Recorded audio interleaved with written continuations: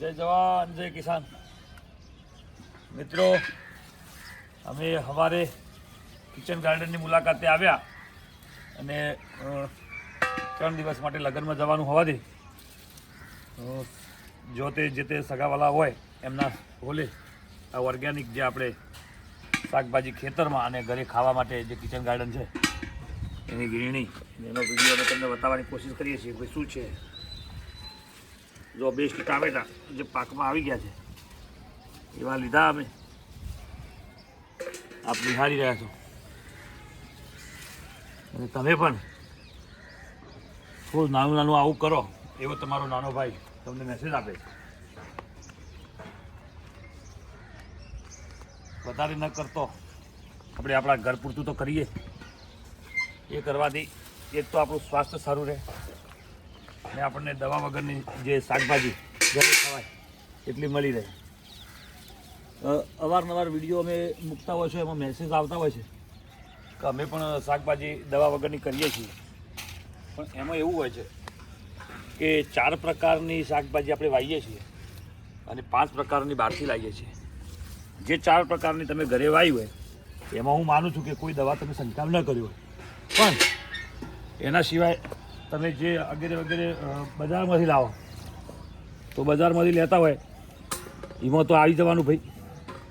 એટલા માટે મારે કહેવું છે કે બસ નાનો પ્લાન્ટ બનાવો, ઘરે ચાલે એટલો, અને એ બધું જાતે દવા વગરનું ખો, જેથી કરીને આવનારા સમયોમાં આપણે રોગ સામે લડી શકીએ. રોગ પ્રતિકારક શક્તિનો ઘટાડો થઈ ગયો છે. આજે ઘરે ઘરે બીમારીઓ આપણે જોઈ રહ્યા છીએ. દરેક વ્યક્તિઓને 2 ઘર છોડીએ તો 3જા ઘરે કેન્સર. હા, ઘણા તો આખા સ્ટેટની અંદર લોકો કહે છે કે ભાઈ પંજાબમાં જે કેવું શહેર એવું ગામ છે એક ઘરે 2 કેસ છે. કેન્સર નામની એક ટ્રેન પણ એમને ચાલુ કરી છે. એ ક્યારે ચાલુ કરવી પડી છે? કેવી પરિસ્થિતિ સર્જાણી છે, વિચાર કરો ત્યાં આગળ. એટલે હું એવું ઈચ્છું છું કે આપ શ્રી અને આપના કુટુંબના, આપની ફેમિલીના દરેક વ્યક્તિઓ નિરોગી રહે એના માટેની વાત છે. જો આ છોડ મોટો થઈ ગયો છે અને આ આપે છે ફળ. હવે અમે એવો ખતરો કર્યો છે કે આ નીચે બીજી નવી વાવી દીધી છે, દેખાતી હોય તો ચેક કરવા પૂરતી, કે ભાઈ આ છોડ પાકી જાય પછી પેલો છોડ તૈયાર થાય વેલો તો શું એમાંથી આપણને બિન સિઝનમાં મળે છે? એક અખતરો જોવા આમાં શું આપણું પૈસા બેસી જાય કહો. એવી રીતની અહીંયા તમે આવો આગળ તો બીજા બધા પાક પણ તમને બતાવવાની અમે કોશિશ કરીશું. ને રીંગણ ફુલાવર જોઈ રહ્યા છો, બેટી છે, રીંગણ છે, વાઈન તૈયાર કરે. આજે બધી વીણણી તમને બતાવી છે કે ભાઈ અમારે મેં કીધું એમ પ્રસંગમાં જવાનું હોવાથી જે તે સગાવાલા હોય એમને દવા વગરનું 1 દિવસ ખવડાવવાની કોશિશ તો આપણે કરીએ. અને આપણે અહીંયા અમે એવું હોય પાક મોટો થઈ જાય ખોટો, કોઈ કામ ના આવે. તો દરેકે દરેક વ્યુઅર્સોને જણાવવાનું કે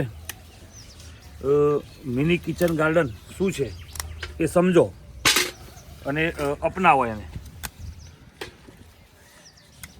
આટલા પાક વાયા હોય એમાંથી ગમે ત્યારે એક વસ્તુ તમને થોડા મળે અને એમાંથી એ થકી શાકભાજી કરીને ખાવી છે. હા, એક બે છોડ હોય એટલે રોજે રોજ એ વસ્તુ મળે ને, પણ કોઈ રોજે રોજ એક પ્રકારનું શાક પણ ન ભાવે.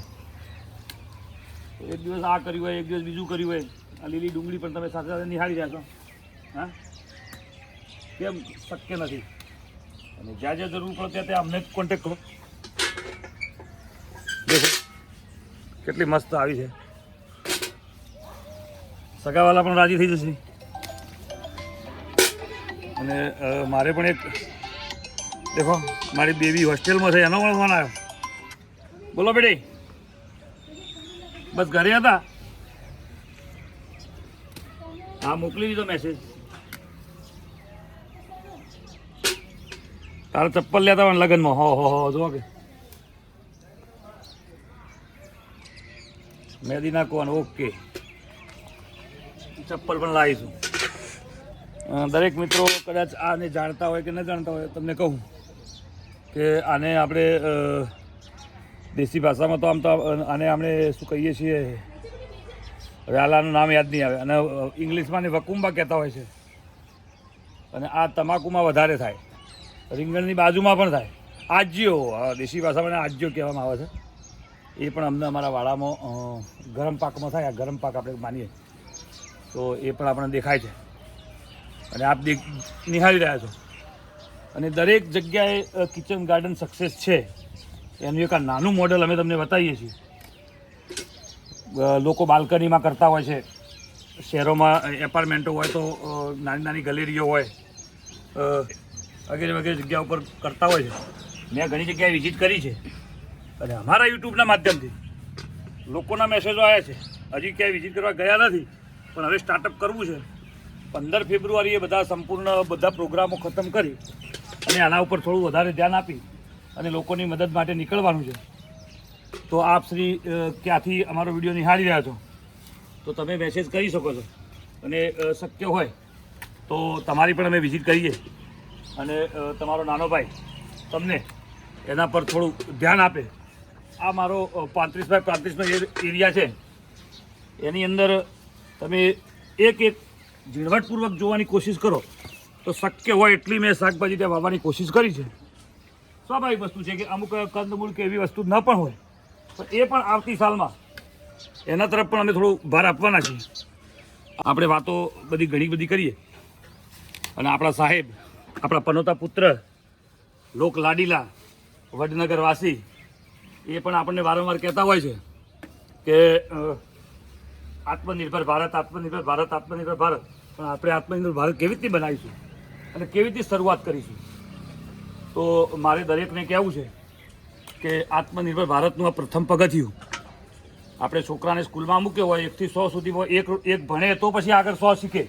આ એવી જ એક વાત છે કે આત્મનિર્ભર ભારતની વાત જે આપણે કરતા હોઈએ, જો શક્ય હોય તો પોતાના ઘરે આવડું નાનું કિચન ગાર્ડન બને અને એ કિચન ગાર્ડન થકી વર્ષે 12-13-15 હજાર રૂપિયાની જે શાકભાજી લાવતા હોય એ લાવવી ન પડે. એટલે ક્યાંય કંઈ એ શક્ય નથી. આ તમે અમારા ફ્લાવર પણ ભાળી રહ્યા છો, અહીંયા આખી આની લાઈન હતી. હવે છેલ્લા 2 સ્ટીક વધ્યા છે, એ પણ વારંવાર અમને કામ આવી ગયા. એક આ તુવેર લગાવી છે, બરાબર?